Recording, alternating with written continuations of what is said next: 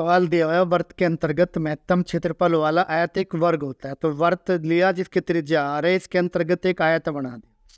ये कोण हमने थीटा मान लिया, यानी कि वर्त की त्रिज्या आर दी हुई है। समकोण त्रिभुज हमने बी सी डी में लिया, तो बी सी डी में ये कोण समकोण हुआ तो ये कर्ण हुआ। तो हमने इसकी वैल्यू निकाल ली, यानी कि पहले बी सी बटे के कर्ण की वैल्यू कितनी 2r, आधार बटे कर्ण क्या हो गया कोस थीटा। तो यानी कि जो बी सी की वैल्यू होगी ये होगी 2r कोस थीटा। अब हमने क्या करा, इसमें सी डी की वैल्यू निकालनी, तो सी डी बटे के 2r यानी कि लंब बटे के कर्ण बराबर हो गया हमारा साइन थीटा। तो यानी कि जो सी डी की वैल्यू होगी ये होगी 2r साइन थीटा, यानी कि सी डी की वैल्यू।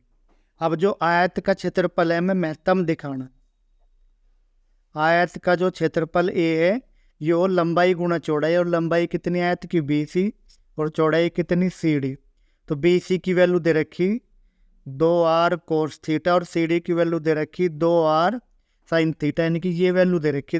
अब हमने क्या करा, यानी कि a इक्वल टू आ गया हमारा, अब 2r स्क्वायर, एक दो अंदर रख लिया तो 2 साइन थीटा कोस थीटा। तो यानी कि जो a की वैल्यू है ये आ गई 2r स्क्वायर यानी कि साइन 2 थीटा, इसकी वैल्यू आ गई। अब क्या करा, थीटा के सापेक्ष अवकलन कर लिया, अवकलन करने पर करेंगे तो क्या हो गया, यानी कि इसका हो गया डी ए अपॉन के डी थीटा इक्वल टू इसका 2r स्क्वायर बाहर रखा और साइन 2 थीटा का हो गया 2 कोस 2 थीटा। तो ये आ गया अवकलन पूरा, यानी कि 4r स्क्वायर कोस 2 थीटा। पुनः अवकलन कर लिया, पुनः थीटा के सापेक्ष अवकलन करा तो ये आ गया डी टू ए अपॉन के डी थीटा स्क्वायर, यानी कि 4r स्क्वायर बाहर रखा और कोस 2 थीटा का हो गया माइनस के 2 साइन 2 थीटा, यानी कि ये जो अवकलन आ गया डी टू ए अपॉन के डी थीटा स्क्वायर माइनस के 8r स्क्वायर साइन 2 थीटा, यानी कि ये अवकलन आ गया। अब क्या करा, ए के उच्चिष्ट या निम्निष्ट मान के लिए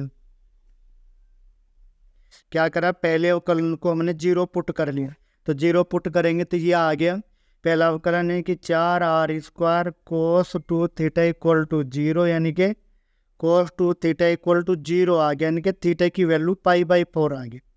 और थीटा बराबर π/4 पर जो दूसरा अवकलन है डी थीटा स्क्वायर, यानी कि ये आ गया माइनस के 8r स्क्वायर, यानी कि ये आ गया साइन 90, यानी कि माइनस के 8r स्क्वायर आ गया, यानी कि 0 से छोटा आ गया, 0 से छोटा आ गया तो क्या हो गया, इसलिए थीटा बराबर π/4 पर ए उच्चिष्ट है।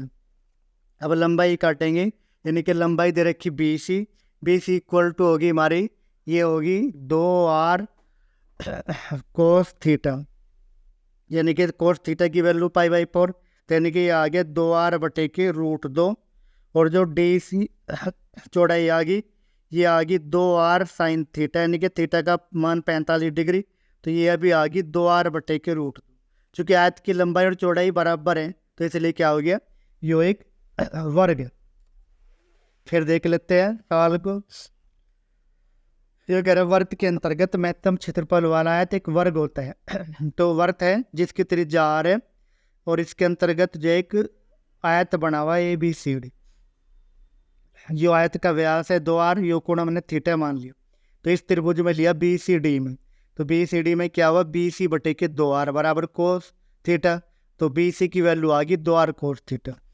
इसी तरह CD अपॉन के 2r साइन थीटा हो गया, यानी कि CD अपॉन के 2r यानी कि लंब बटे कर्ण साइन थीटा हो गया, तो CD की वैल्यू आ गई 2r साइन थीटा। क्षेत्रफल हो गया A BC गुणा के CD, यानी कि लंबाई गुणा के चौड़ाई, तो A बराबर हो गया 2r square 2 sine theta cos theta, यानी कि 2r स्क्वायर साइन 2 थीटा। पहला अवकलन करा हमने, ये आ गया, दूसरा अवकलन करा ये आ गया।